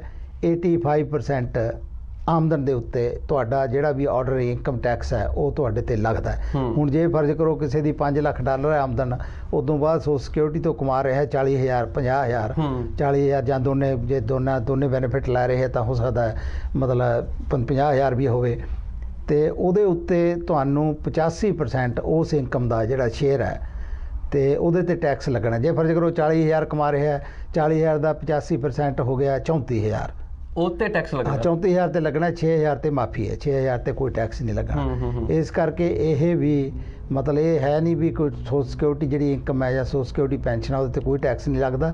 ਇਹ ਉਸ ਇਨਕਮ ਤੇ ਡਿਪੈਂਡ ਕਰਦਾ ਕਿੰਨੀ ਤੁਹਾਡੀ ਆਮਦਨ ਹੈ, ਉਸ ਹਿਸਾਬ ਨਾਲ ਕੈਲਕੂਲੇਟ ਹੁੰਦਾ। ਉਸ ਤੋਂ ਬਾਅਦ ਫਿਰ 85% ਨਹੀਂ ਤੁਸੀਂ ਤੁਹਾਡਾ ਟੈਕਸੇਬਲ ਹੁੰਦਾ ਹੀ ਹੁੰਦਾ। ਅੱਛਾ, ਦੂਸਰਾ ਇੱਕ ਹੋਰ ਹੈ ਕਿ ਬੰਦੇ ਨੂੰ ਸੋਸ਼ਲ ਸਿਕਿਉਰਿਟੀ ਦਾ ਭੱਤਾ ਮਿਲਣਾ ਸ਼ੁਰੂ ਹੋ ਗਿਆ ਰਿਟਾਇਰਮੈਂਟ ਤੋਂ ਬਾਅਦ, ਗਿਣ ਲਓ ਜਾਂ 62 ਸਾਲ ਦੀ ਉਮਰ ਤੋਂ ਬਾਅਦ ਉਹਨੇ ਲੈਣਾ ਸ਼ੁਰੂ ਕਰਤਾ, ਜਾਂ 66 ਸਾਲ ਤੋਂ ਬਾਅਦ ਉਹਨੂੰ ਭੱਤਾ ਮਿਲਣਾ, ਉਹਨੇ ਅਪਲਾਈ ਕੀਤਾ ਸੀ, ਉਹਨੂੰ ਭੱਤਾ ਮਿਲਣਾ ਸ਼ੁਰੂ ਹੋ ਗਿਆ। ਹੁਣ ਮਹਿੰਗਾਈ ਤਾਂ ਦਿਨ ਬ ਦਿਨ ਵੱਧਦੀ ਪਈ ਹੈ। ਹਾਂਜੀ, ਕੀ ਉਦੋਂ ਜਿਹੜਾ ਭੱਤਾ ਮਿਲ ਰਿਹਾ ਉਹਦੇ 'ਚ ਵੀ ਵਾਧਾ ਹੁੰਦਾ ਵਾ ਉਸ ਹਿਸਾਬ ਨਾਲ? ਹਾਂਜੀ, ਜਿਹੜੇ ਤੁਹਾਨੂੰ ਪੈਸੇ, ਇਹ ਵਾਧਾ ਦੋ ਤਰੀਕਿਆਂ ਨਾਲ ਹੁੰਦਾ। ਜਿਹੜੀ ਤੁਹਾਨੂੰ ਪੈਨਸ਼ਨ ਮਿਲ ਰਹੀ ਹੈ ਇਹ ਦੋ ਤਰੀਕਿਆਂ ਨਾਲ ਵੱਧਦੀ ਹੈ। ਇੱਕ ਹੈਗਾ ਜਿਹੜਾ ਕਿ ਜਿਹਨੂੰ ਅਸੀਂ ਕਹਿੰਦੇ ਹਾਂ ਕਾਸਟ ਆਫ ਲਿਵਿੰਗ ਐਡਜਸਟਮੈਂਟ, ਕੋਲਾ ਕਹਿੰਦੇ ਆ ਉਹਨੂੰ, COLA। ਉਹ ਇਹ ਗਵਰਨਮੈਂਟ ਦੇਖਦੀ ਹੈ ਕਿ ਮਹਿੰਗਾਈ ਕਿੰਨੀ ਹੋਈ ਹੈ ਪਿਛਲੇ ਸਾਲ ਦੇ ਵਿੱਚ। ਉਹਨਾਂ ਦੇ ਜਿਹੜੇ ਵੀ ਡਾਟਾ ਹੁੰਦਾ ਉੱਥੋਂ ਕਲੈਕਟ ਕਰਕੇ ਉਹਨਾਂ ਨੇ ਕੱਢਿਆ ਹੁੰਦਾ, ਤੇ ਉਹਨਾਂ ਨੂੰ ਲੱਗਿਆ ਵੀ ਹੁਣ ਇਸ ਸਾਲ ਜਿਵੇਂ ਪਿਛਲੇ ਸਾਲ ਦਾ ਜਿਹੜਾ ਰੈਕਡ ਹੈ ਉਹਦੇ 'ਚ 2.8% ਵਾਧਾ ਹੋਇਆ, ਤੇ ਇਹਨਾਂ ਨੇ ਹਰ ਇੱਕ ਬੰਦੇ ਦੀ ਪੈਨਸ਼ਨ ਹੈ ਜਿਹੜੀ 2.8% ਵਧਾਤੀ। ਜਿਹੜਾ ਕਿ ਮਹਿੰਗਾਈ ਭੱਤਾ, ਜਿਹੜਾ ਕਿ ਮਹਿੰਗਾਈ ਮਤਲਬ ਹੋਈ ਉਨੀ ਹੀ ਉਹਨਾਂ ਨੇ ਵਧਾਤੀ ਪੈਨਸ਼ਨ। ਇਸ ਕਰਕੇ ਹਰ ਸਾਲ ਜਦੋਂ ਵੀ ਮਹਿੰਗਾਈ ਹੁੰਦੀ ਹੈ। ਅੱਛਾ, ਦੂਜੀ ਗੱਲ ਇਹ ਹੈ ਕਿ ਕਈ ਵਾਰੀ ਨੈਗੇਟਿਵ 'ਚ ਚਲੀ ਜਾਵੇ, ਜਿਹੜੀ ਇਨਫਲੇਸ਼ਨ ਹੈ ਉਹ ਨੈਗੇਟਿਵ ਚਲੀ ਗਈ, ਪਰ ਇੱਕ ਲਾ ਇਹ ਵੀ ਹੈ ਵੀ ਤੁਸੀਂ ਪੈਨਸ਼ਨ ਘਟਾ ਨਹੀਂ ਸਕਦੇ। ਅੱਛਾ, ਮਤਲਬ ਜੇ ਉਹ ਡਾਊਨ ਆ ਗਈ ਤਾਂ ਉਹ ਘਟਾਣੀ ਨਹੀਂ। ਜੇ -10% 'ਚ ਵਗ ਗਿਆ ਤੇ ਤੁਹਾਨੂੰ $1,000 ਮਿਲਦਾ ਹੈ ਤਾਂ ਮਤਲਬ ਇਹ ਨਹੀਂ ਵੀ ਤੁਹਾਡੇ -10% ਕਰ ਦੇਣਗੇ, ਨਹੀਂ, ਘਟਾ ਨਹੀਂ ਸਕਦੇ। ਜਦੋਂ ਵਧਿਆ ਉਹਨੂੰ ਵਧਾਉਣਾ ਹੀ ਵਧਾਉਣਾ। ਇਹ ਹੈ ਕਾਨੂੰਨ ਦੇ ਵਿੱਚ ਲਿਖਿਆ ਹੋਇਆ ਕਿ ਤੁਸੀਂ ਉਹਨੂੰ ਵਧਾਉਣਾ, ਘਟਾ ਨਹੀਂ ਸਕਦੇ। ਮਤਲਬ ਆਪਾਂ ਕਹਿ ਸਕਦੇ ਹਾਂ ਵੀ ਮਹਿੰਗਾਈ ਭੱਤੇ ਦਾ ਵੀ ਧਿਆਨ ਰੱਖਦੀ ਆ ਸਰਕਾਰ। ਹਾਂਜੀ ਹਾਂਜੀ, ਵੀ ਮਹਿੰਗਾਈ ਵਧੀ ਆ, ਉਹਨਾਂ ਨੂੰ ਧਿਆਨ ਆ ਵੀ ਸਾਡੇ ਬੰਦੇ ਜਿਹੜੇ ਨਾਗਰਿਕ ਸਾਡੇ ਇੱਥੇ ਸਿਟੀਜ਼ਨ ਸਾਡੇ ਰਹਿ ਰਹੇ ਨੇ ਵੀ ਮਹਿੰਗਾਈ ਦਾ ਸਾਹਮਣਾ ਕਰ ਰਹੇ ਨੇ, ਤੇ ਉਹ ਮਹਿੰਗਾਈ ਭੱਤਾ ਵੀ ਐਡ ਕਰਨਾ। ਅੱਛਾ, ਦੂਜਾ ਮੈਂ ਤੁਹਾਨੂੰ 2 ਪੁਆਇੰਟ ਦੱਸੇ ਸੀ ਵੀ ਇੱਕ ਹੋਰ ਤਰੀਕਾ ਹੈ ਵਧਣ ਦਾ। ਹੁਣ ਉਹ ਲੋਕ, ਇੱਕ ਇਹ ਆਮ ਸਵਾਲ ਹੁੰਦਾ ਹੈ ਕਿ ਮੈਂ ਜੀ ਹੁਣ 66 ਸਾਲ ਦਾ ਹੋ ਗਿਆ, ਮੈਂ ਤਾਂ ਪੈਨਸ਼ਨ ਤਾਂ ਲੈਣ ਲੱਗਾ ਪਰ ਮੈਂ ਕੰਮ ਕਰਦਾ। ਹਾਂ, ਜਿਹੜਾ ਉਹ ਕੰਮ ਕਰ ਰਹੇ ਨੇ ਉਹਨਾਂ ਦਾ ਟੈਕਸ ਫੇਰ ਕੱਟਿਆ ਜਾ ਰਿਹਾ ਸੋਸ਼ਲ ਸਿਕਿਉਰਿਟੀ ਟੈਕਸ, ਉਹ ਵੀ ਉਹਨਾਂ ਨੂੰ ਐਡੀਸ਼ਨ ਦਿੰਦਾ ਵਿੱਚ ਗਾਹਾਂ। ਮਤਲਬ ਜਦੋਂ ਸਾਲ ਕੱਟਿਆ ਗਿਆ ਫਿਰ ਉਸ ਤੋਂ ਬਾਅਦ ਉਹ ਪੈਨਸ਼ਨ ਦੇ ਵਿੱਚ ਥੋੜਾ ਜਿਹਾ ਫਰਕ ਪੈਂਦਾ, ਐਡ ਹੁੰਦਾ ਉਹਦਾ ਵੀ, ਕਿਉਂਕਿ ਹੁਣ ਜਿਹੜੀ ਐਵਰੇਜ ਸੀ ਉਹ ਤਾਂ ਖਤਮ ਹੋ ਚੁੱਕਾ ਉਹਦੀ ਏਜ ਜਿਹੜੀ। ਹਾਂਜੀ, ਉਹ ਐਵਰੇਜ ਇਸ ਕਰਕੇ ਵੀ ਜਿਉਂ-ਜਿਉਂ ਬੰਦਾ ਜੇ ਕੰਮ ਵੀ ਕਰੀ ਜਾਂਦਾ ਤਾਂ ਜੇ ਉਹਦਾ ਮਤਲਬ ਪੂਰਾ ਮੈਕਸਿਮਮ ਬੈਨੀਫਿਟ ਨਹੀਂ ਲੈ ਰਿਹਾ ਤਾਂ ਵੀ ਉਹ ਜਿਹੜੇ ਪੈਸੇ ਨੇ ਵੱਧਦੇ ਨੇ ਜੇ ਤੁਸੀਂ ਕੰਮ ਕਰਦੇ ਹੋਵੋ ਤਾਂ। ਅੱਛਾ, ਦੂਸਰਾ ਇੱਕ ਹੋਰ ਗੱਲ ਸਾਹਮਣੇ ਆਉਂਦੀ ਹੁੰਦੀ ਹੈ ਜੀ ਵੀ ਹਮੇਸ਼ਾ ਕਿਹਾ ਜਾਂਦਾ ਵੀ ਆਇਡੈਂਟੀਟੀ ਥੈਫਟ ਦੇ ਇੱਥੇ ਬਹੁਤ ਲੋਕ ਕਈ ਵਾਰ ਸ਼ਿਕਾਰ ਹੋ ਜਾਂਦੇ ਨੇ, ਔਰ ਸਰਕਾਰ ਦੀ ਅਦਾਰੇ ਜਿਹੜੇ ਨੇ, ਸਰਕਾਰੀ ਅਦਾਰੇ, ਉਹ ਵੀ ਟਾਈਮ ਤੇ ਲੋਕਾਂ ਨੂੰ ਸੁਚੇਤ ਕਰਦੇ ਰਹਿੰਦੇ ਨੇ ਵੀ ਤੁਸੀਂ ਆਪਣੀ ਆਇਡੈਂਟੀਟੀ ਕਿਸੇ ਨੂੰ ਨਾ ਦਿਓ। ਔਰ ਸੋਸ਼ਲ ਸਿਕਿਉਰਿਟੀ, ਖਾਸ ਕਰਕੇ ਸੋਸ਼ਲ ਸਿਕਿਉਰਿਟੀ ਨੰਬਰ ਦਾ ਬੜਾ ਹੀ ਇਹ 'ਚ ਅਹਿਮ ਰੋਲ ਹੈ। ਹਾਂਜੀ, ਇਹ ਜਿਹੜਾ ਸੋਸ਼ਲ ਸਿਕਿਉਰਿਟੀ ਨੰਬਰ ਹੈ, ਤੁਸੀਂ ਆਪਾਂ ਪਹਿਲਾਂ ਗੱਲ ਕੀਤੀ ਸੀ ਵੀ ਕ੍ਰੈਡਿਟ ਹਿਸਟਰੀ ਦੀ। ਜਿਹੜਾ ਸੋਸ਼ਲ ਸਿਕਿਉਰਿਟੀ ਨੰਬਰ ਹੈ ਉਹ ਤੁਹਾਡੀ ਕ੍ਰੈਡਿਟ ਹਿਸਟਰੀ ਦੇ ਨਾਲ ਉਹਦਾ ਲਿੰਕ ਹੈ। ਨੰਬਰ 2 ਤੇ ਜਦੋਂ ਵੀ ਕਿਤੇ ਤੁਸੀਂ ਲੋਨ ਅਪਲਾਈ ਕਰਨਾ ਹੈ, ਕਿਉਂਕਿ ਤੁਹਾਡਾ ਕ੍ਰੈਡਿਟ ਹਿਸਟਰੀ ਨਾਲ ਲਿੰਕ ਹੈ, ਇਸ ਕਰਕੇ ਉਹਨਾਂ ਨੇ ਤੁਹਾਡਾ ਸੋਸ਼ਲ ਸਿਕਿਉਰਿਟੀ ਦੇ ਨੰਬਰ ਦੇ ਥਰੂ ਤੁਹਾਡਾ ਨਾਮ, ਡੇਟ ਆਫ ਬਰਥ ਦੇ ਥਰੂ ਤੁਹਾਡਾ ਕ੍ਰੈਡਿਟ ਪੁੱਲ ਕਰਨਾ ਹੈ, ਤੇ ਉਸ ਦੇ ਮੁਤਾਬਕ ਉਹਨਾਂ ਨੇ ਆਪਣਾ ਡਿਸੀਜਨ ਬਣਾਉਣਾ ਹੈ ਵੀ ਇਹ ਬੰਦਾ ਚੰਗਾ ਹੈ ਪੈਸੇ ਮੋੜਨ ਨੂੰ ਕਿ ਨਹੀਂ ਚੰਗਾ, ਹੈ ਨਾ। ਉਸ ਦੇ ਹਿਸਾਬ ਨਾਲ ਉਹਨਾਂ ਨੇ ਕੈਲਕੂਲੇਸ਼ਨਾਂ ਕਰਨੀਆਂ ਹੁੰਦੀਆਂ। ਇਸ ਕਰਕੇ ਇਹ ਬਹੁਤ ਜ਼ਰੂਰੀ ਹੈ ਕਿ ਅਸੀਂ ਆਪਣਾ ਜਿਹੜਾ ਨੰਬਰ ਹੈ ਉਹਨੂੰ ਐਵੇਂ ਹਰ ਇੱਕ ਬੰਦੇ ਨਾਲ ਸ਼ੇਅਰ ਨਾ ਕਰਦੇ ਫਿਰੀਏ, ਜਾਂ ਆਪਣੀ ਜੇਬ ਦੇ ਵਿੱਚ ਨਾ ਚੱਕੀ। ਜੇ ਕਿਤੇ ਗਵਾਚ ਗਿਆ ਜਾਂ ਚੱਕਿਆ ਗਿਆ, ਤੁਹਾਡੀ ਆਈਡੀ ਵੀ ਚੱਕੀ ਗਈ, ਤੁਹਾਡਾ ਸੋਸ਼ਲ ਸਿਕਿਉਰਿਟੀ ਨੰਬਰ ਵੀ ਚੱਕਿਆ ਗਿਆ, ਤਾਂ ਆਨਲਾਈਨ ਤੁਹਾਨੂੰ ਪਤਾ ਕਿ ਅੱਜ ਕੱਲ੍ਹ ਕ੍ਰੈਡਿਟ ਕਾਰਡ ਵੀ ਐਪਲੀਕੇਸ਼ਨਾਂ ਭਰੀਆਂ ਜਾਂਦੀਆਂ, ਸਭ ਕੁਝ ਉਹ ਮੰਗਾ ਸਕਦੇ ਨੇ। ਇਸ ਕਰਕੇ ਤੁਹਾਡੀ ਆਇਡੈਂਟੀ ਥੈਫਟ ਹੈ ਜਿਹੜੀ ਉਹ ਹੋ ਚੁੱਕੀ, ਤੇ ਜਦੋਂ ਹੋ ਚੁੱਕੀ ਤੇ ਤੁਹਾਡੇ ਨਾਂ ਤੇ ਕ੍ਰੈਡਿਟ ਵੀ ਹੋ ਜਾਣਗੇ, ਤੁਹਾਡੇ ਨਾਂ ਤੇ ਅਕਾਊਂਟ ਵੀ ਖੁੱਲ੍ਹ ਜਾਣਗੇ। ਮਤਲਬ ਜਿਹੜੇ ਕਈ ਵਾਰੀ ਹੁੰਦੇ ਆ ਦੂਜੇ ਅਕਾਊਂਟ, ਆਧਾਰ ਵਾਲੇ ਅਕਾਊਂਟ ਹੁੰਦੇ ਨੇ ਵੀ ਮੈਂ ਫਰਨੀਚਰ ਲੈਣਾ, ਉਹ ਕਰਨਾ, ਸਭ ਕੁਝ ਚੱਲ ਜੂਗਾ। ਉਸ ਤੋਂ ਬਾਅਦ ਪਤਾ ਜਦੋਂ ਤੁਹਾਨੂੰ ਪਤਾ ਲੱਗਦਾ ਉਦੋਂ ਤੱਕ ਬਹੁਤ ਚੀਜ਼ਾਂ ਹੋ ਚੁੱਕੀਆਂ ਹੁੰਦੀਆਂ, ਤੇ ਇਹਨੂੰ ਰਿਪੇਅਰ ਕਰਨਾ ਬਹੁਤ ਵੱਡਾ ਕੰਮ ਹੈ। ਤੇ ਇਹ ਤੁਹਾਨੂੰ ਹਰ ਰੋਜ਼ ਹੀ ਦੁਖੀ ਕਰਦੇ ਰਹਿੰਦੇ ਨੇ, ਭਾਵੇਂ ਤੁਹਾਡੀ ਲਾਇਬਿਲਿਟੀ ਇੰਨੀ ਨਹੀਂ ਹੁੰਦੀ, ਪਰ ਤੁਹਾਡੀ ਜਿਹੜਾ ਮੈਂਟਲ ਬ੍ਰੇਕਡਾਊਨ ਕਰ ਦਿੰਦੇ ਨੇ ਬੇਸਿਕਲੀ। ਇਸ ਕਰਕੇ ਤੁਹਾਨੂੰ ਹਮੇਸ਼ਾ ਇਹਨਾਂ ਚੀਜ਼ਾਂ ਤੋਂ ਬਚ ਕੇ ਰਹਿਣਾ ਚਾਹੀਦਾ। ਤੇ ਜੇ ਤੁਹਾਡਾ ਉਹ ਮਤਲਬ ਜਿਹੜਾ ਜੇ ਤੁਹਾਡਾ ਚੋਰੀ ਹੋ ਗਿਆ ਸਮਾਨ, ਤੇ ਉਹਦੇ ਵਿੱਚ ਤੁਹਾਡੇ ਨਾਲ ਬੜੀ ਗੜਬੜ ਹੋ ਸਕਦੀ ਹੁੰਦੀ ਹੈ। ਤੇ ਈਵਨ ਕ੍ਰੈਡਿਟ ਕਾਰਡ ਚੋਰੀ ਹੋ ਗਏ, ਉਹਨਾਂ ਨਾਲ ਵੀ ਗੜਬੜ ਹੁੰਦੀ ਹੈ। ਪਰ ਲੱਕੀਲੀ ਅਸੀਂ ਅਮਰੀਕਾ 'ਚ ਰਹਿੰਦੇ ਹਾਂ, ਤੇ ਇਹਨਾਂ ਨੇ ਕਾਨੂੰਨ ਬਣਾਏ ਨੇ ਵੀ ਜੇ ਤੁਸੀਂ ਉਹ ਤੁਹਾਡਾ ਚੋਰੀ ਹੋਇਆ ਕਾਰਡ ਕਿਸੇ ਨੇ ਵਰਤ ਲਿਆ, ਤਾਂ ਤੁਹਾਡੀ ਮੈਕਸਿਮਮ ਲਾਇਬਿਲਿਟੀ ਹੈ ਜਿਹੜੀ $50 ਹੈ। ਇਹ ਨਹੀਂ ਹੈ ਇੰਡੀਆ 'ਚ ਉਹ ਕਹਿੰਦੇ ਸਾਨੂੰ ਤਾਂ ਜੀ 10 ਲੱਖ ਦਾ ਤੁਹਾਡਾ ਚਾਰਜ ਹੋ ਗਿਆ, ਅਸੀਂ ਤਾਂ ਥੋਤੋਂ ਲੈਣਾ ਜਿਹੜਾ ਮਰਜ਼ੀ ਵਰਤ ਗਿਆ। ਪਰ ਇੱਥੇ ਤੁਹਾਡੀ ਮੈਕਸਿਮਮ ਲਾਇਬਿਲਿਟੀ ਹੈ, ਪਰ ਉਹ ਵੀ ਕੋਈ ਬੈਂਕ ਯੂਜ਼ਲੀ ਨਹੀਂ ਚਾਰਜ ਕਰਦੀ। ਤੇ ਇਸ ਕਰਕੇ ਇਹ ਸੇਫਟੀ ਜ਼ਰੂਰ ਹੈ ਵੀ ਤੁਹਾਨੂੰ ਫਾਈਨੈਂਸ਼ੀਅਲ ਜਿਹੜਾ ਲਾਸ ਨਹੀਂ ਹੁੰਦਾ, ਪਰ ਤੁਹਾਨੂੰ ਮੈਂਟਲੀ ਤੁਹਾਨੂੰ ਸਟ੍ਰੈਸ ਡਿਸਟਰਬੈਂਸ ਉਹ ਬਹੁਤ ਜ਼ਿਆਦਾ ਹੁੰਦੀ ਹੈ। ਇਸ ਕਰਕੇ ਤੁਹਾਨੂੰ ਆਪਣਾ ਇਹ ਜਿਹੜੀਆਂ ਚੀਜ਼ਾਂ ਨੇ ਆਪਣੇ ਕੋਲ ਰੱਖਣੀਆਂ ਚਾਹੀਦੀਆਂ, ਸੇਫਲੀ ਰੱਖਣੀਆਂ ਚਾਹੀਦੀਆਂ ਨੇ। ਔਰ ਦੂਜਾ ਕੋਈ ਲੋਕਾਂ ਨੂੰ ਇਹ ਸੋਸ਼ਲ ਸਿਕਿਉਰਿਟੀ ਬਾਰੇ ਸਲਾਹ ਦੇਣੀ ਚਾਹੋ ਆਖਿਰ ਦੇ ਵਿੱਚ ਦਰਸ਼ਕਾਂ ਨੂੰ?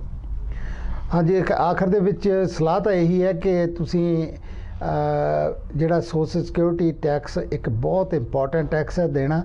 ਤੇ ਕਈ ਵਾਰੀ ਕੀ ਹੁੰਦਾ ਹੈ, ਤੇ ਬੰਦਾ ਲੇਟ ਉਮਰ ਦੇ ਵਿੱਚ ਪਹਿਲਾਂ ਕਹਿੰਦਾ ਵੀ ਮੈਂ ਤਾਂ ਥੋੜ੍ਹਾ ਹੀ ਟੈਕਸ ਦਿੰਦਾ ਰਿਹਾ, ਤੇ ਪਰ ਉਦੋਂ ਬਾਅਦ ਪਤਾ ਲੱਗਦਾ ਵੀ ਇਹ ਜਿਹੜਾ ਦੂਜਾ ਬੰਦਾ ਇਹਨੂੰ ਤਾਂ 2000 ਮਿਲਦਾ ਤੇ ਮੈਨੂੰ ਮਿਲਦੇ $500।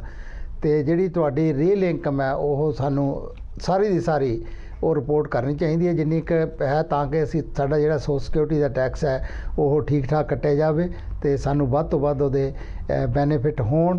ਤੇ ਇਹੀ ਮੈਂ ਇੱਕ ਰਾਏ ਦਿੰਦਾ, ਕਿਉਂਕਿ ਕਈ ਵਾਰੀ ਆਮ ਦੇਖਦੇ ਹਾਂ ਇੱਥੇ, ਕਿਉਂਕਿ ਅਸੀਂ ਇੱਥੇ ਹਿਸਪੈਨਿਕ ਪਾਪੂਲੇਸ਼ਨ ਦੇ ਵਿੱਚ ਰਹਿੰਦੇ ਹਾਂ, ਤੇ ਬੜੀ ਹਿਸਪੈਨਿਕ ਪਾਪੂਲੇਸ਼ਨ 'ਚ ਵੀ ਜਿਹੜੀ ਹੈ ਤੁਹਾਡੀਆਂ ਕੈਸ਼ ਜੌਬਸ ਨੇ ਤੇ ਕੰਮ ਕਰਦੇ ਨੇ ਲੋਕ, ਉਹ ਕੋਈ ਵੀ ਸੋਸ਼ਲ ਸਿਕਿਉਰਿਟੀ ਦੇ ਵਿੱਚ ਉਹ ਕਾਊਂਟ ਨਹੀਂ ਹੁੰਦਾ, ਕਿਉਂਕਿ ਤੁਸੀਂ ਉਹਦੇ 'ਤੇ ਕੋਈ ਟੈਕਸ ਨਹੀਂ ਦਿੱਤਾ ਹੁੰਦਾ। ਇਸ ਕਰਕੇ ਜਿਹੜਾ ਜਿਹਦੇ 'ਤੇ ਸੋਸ਼ਲ ਸਿਕਿਉਰਿਟੀ ਟੈਕਸ ਦਿੱਤਾ ਹੈ ਉਸੇ ਨੇ ਹੀ ਸੋਸ਼ਲ ਸਿਕਿਉਰਿਟੀ ਪੈਨਸ਼ਨ ਦੇ ਵਿੱਚ ਕਨਵਰਟ ਹੋਣਾ ਹੈ। ਤੇ ਇਹ ਬਹੁਤ ਧਿਆਨ ਰੱਖਣ ਦੀ ਲੋੜ ਹੈ। ਤੇ ਬਾਕੀ ਤੁਸੀਂ ਸਾਰੇ ਆਪ ਸਿਆਣੇ ਹੋ। ਤੇ ਇੰਨੇ ਸ਼ਬਦਾਂ ਦੇ ਨਾਲ ਤੁਹਾਡਾ ਪ੍ਰੋਗਰਾਮ ਸੁਣਨ ਦਾ ਬਹੁਤ ਧੰਨਵਾਦ। ਮੈਂ ਇੱਕ ਵਾਰ ਫੇਰ ਤੁਹਾਨੂੰ ਦੱਸਣਾ ਚਾਹੁੰਦਾ ਕਿ ਬਹੁਤ ਮਤਲਬ ਟੌਪਿਕ ਹੈ ਜਿਹੜਾ ਬਹੁਤ ਵੱਡਾ ਟੌਪਿਕ ਹੈ ਇਹ, ਤੇ ਇਹਦੇ ਵਿੱਚ ਜਿਹੜੇ ਕੁਐਸਚਨ ਆਨਸਰ ਨੇ ਬਹੁਤ ਤੁਹਾਡੇ ਦਿਮਾਗ ਦੇ ਵਿੱਚ ਆਏ ਹੋਣਗੇ। ਤੇ ਕੋਈ ਨਹੀਂ, ਜਦੋਂ ਮੈਂ ਇੱਥੇ ਅਗਲੀ ਵਾਰ ਫੇਰ ਕਰਾਂਗੇ, ਫੇਰ ਤੁਹਾਡੇ ਨਾਲ ਇੱਦਾਂ ਚਰਚਾ ਕਰਾਂਗੇ। ਬਾਕੀ ਜੇ ਤੁਸੀਂ ਫਰੈਜ਼ਨੋ 'ਚ ਰਹਿੰਦੇ ਹੋ, ਇੱਥੇ ਸੁਣਦੇ ਹੋ, ਤਾਂ ਅਸੀਂ ਫਰੈਜ਼ਨੋ ਬੇਸਡ ਹਾਂ। ਤੇ ਗੁਰਦੁਆਰਾ ਸਿੰਘ ਸਭਾ ਦੇ ਵਿੱਚ ਹਮੇਸ਼ਾ ਮੈਂ ਐਤਵਾਰ ਵਾਲੇ ਦਿਨ 11 ਵਜੇ ਤੋਂ ਲੈ ਕੇ 4 ਵਜੇ ਤੱਕ ਹਾਜ਼ਰੀ ਭਰਦਾ। ਤੁਹਾਡਾ ਕੋਈ ਵੀ ਕਿਸੇ ਵੀ ਕਿਸਮ ਦਾ ਸਵਾਲ ਹੁੰਦਾ ਹੈ ਕਿਸੇ ਵੀ ਟੌਪਿਕ ਦੇ ਉੱਤੇ, ਤਾਂ ਤੁਸੀਂ ਉੱਥੇ ਮੈਨੂੰ ਸੰਪਰਕ ਕਰ ਸਕਦੇ ਹੋ। ਇਹ ਗੁਰਦੁਆਰਾ ਸਿੰਘ ਸਭਾ ਦੀ ਇੱਕ ਫ੍ਰੀ ਸੇਵਾ ਹੈ, ਤੇ ਤੁਸੀਂ ਇਹਨੂੰ ਅਵੇਲ ਕਰ ਸਕਦੇ ਹੋ ਕਦੋਂ ਵੀ ਇੱਥੇ ਆਵੋ। ਤਾਂ ਬਹੁਤ ਧੰਨਵਾਦ ਜੀ, ਤੁਸੀਂ ਬਹੁਤ ਵੱਡੀ ਜਾਣਕਾਰੀ ਜਿਹੜੀ ਹੈ ਸਾਡੇ ਦਰਸ਼ਕਾਂ ਨੂੰ ਦਿੱਤੀ ਹੈ ਕਿ ਸੋਸ਼ਲ ਸਿਕਿਉਰਿਟੀ ਦਾ ਕੀ ਬੈਨੀਫਿਟ ਨੇ, ਕਿੱਦਾਂ ਸੋਸ਼ਲ ਸਿਕਿਉਰਿਟੀ ਦਾ ਜਿਹੜਾ ਫੈਡਰਲ ਪ੍ਰੋਗਰਾਮ ਹੈ ਕੰਮ ਕਰਦਾ ਹੈਗਾ, ਔਰ ਕਿਹੜੀ ਉਮਰ 'ਚ ਜਾ ਕੇ ਤੁਸੀਂ ਉਹਦੇ ਬੈਨੀਫਿਟ ਲੈਣੇ ਸ਼ੁਰੂ ਕਰ ਸਕਦੇ ਹੋ। ਇਹ ਬਹੁਤ ਵੱਡੀ ਜਾਣਕਾਰੀ ਸੀ। ਤੁਹਾਨੂੰ ਸਾਡਾ ਪ੍ਰੋਗਰਾਮ ਕਿਸ ਤਰ੍ਹਾਂ ਲੱਗਿਆ, ਤੁਸੀਂ ਆਪਣੇ ਸੁਝਾਅ ਸਾਨੂੰ ਜ਼ਰੂਰ ਲਿਖ ਭੇਜਣਾ। ਸਾਡਾ ਪਤਾ ਹੈ feedback@ptcnetwork.tv। ਸਤਿ ਸ਼੍ਰੀ ਅਕਾਲ। ਸਤਿ ਸ਼੍ਰੀ ਅਕਾਲ ਜੀ ਸਭ ਨੂੰ।